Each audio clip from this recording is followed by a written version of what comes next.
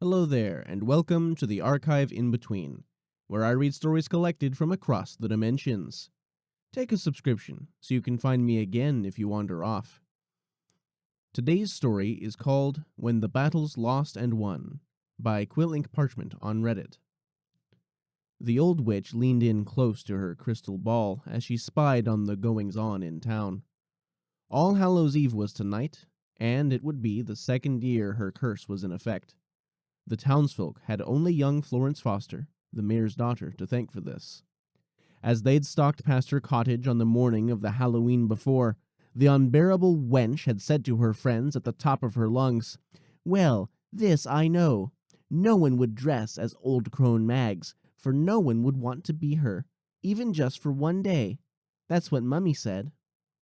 It had been a satisfying experience for the witch as she had walked through town last year, witnessing firsthand the mayhem caused as her curse turned people into their costumes.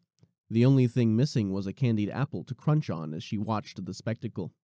This year, 3 candied apples sat cooling in the kitchen, but the crystal ball never lied, and it seemed that this year's events would be much less entertaining.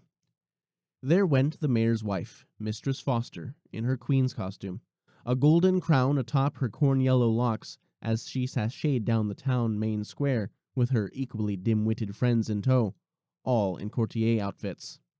The witch sniffed, her crooked nose quivering in disdain. Last Halloween, that airheaded bunch had dressed in cat outfits, each one fluffier and prissier than the last. She now grinned to think of how they had yowled in dismay as they had shrunk into actual cats, and then, come morning, wailed in despair when they'd recalled the filthy rats they had chased and eaten, quite out of the control of their own minds.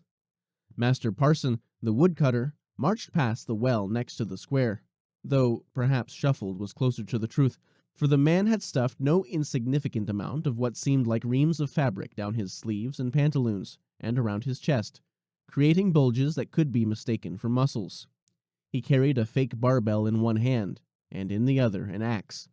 It was easy enough to tell what he intended to be: a powerlifting champion, strong enough to cut down multiple trees tonight and increase his productivity.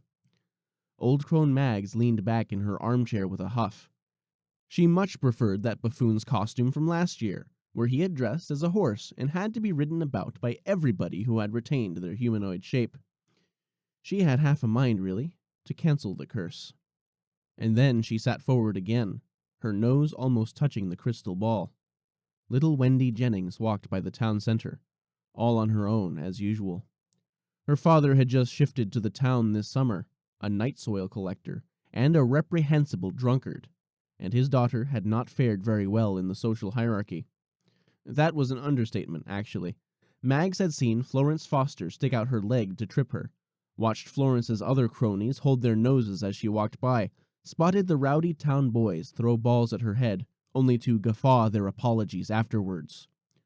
Old crone Mags had sent a spell after Florence Foster, causing Roots to trip her on her walk home, and hexed her cronies with body odor, of which they couldn't rid themselves for a week.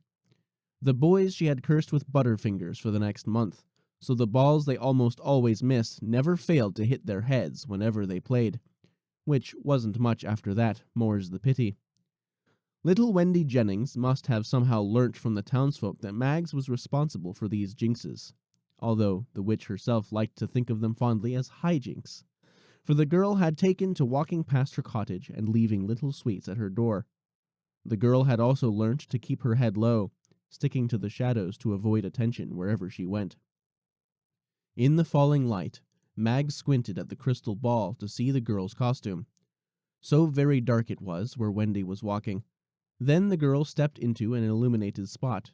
She was clothed in black rags, holding a broomstick with bent twigs in one hand and a black pointed hat in the other, and there was no mistaking what she was to be this Halloween, just as there was no mistaking that illuminated spot to be Old Crone Mag's own porch.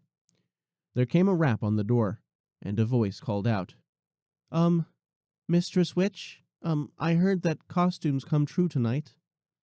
Old crone Mags got up and walked to the door. "Let Mistress Foster be queen for a night. Let Master Parson cut down tens of trees.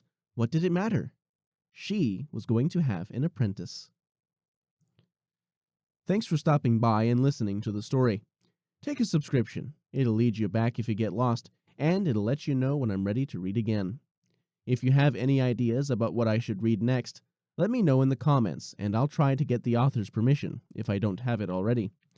With that, I must bid you farewell, but I look forward to seeing you again when it's time for me to tell another tale.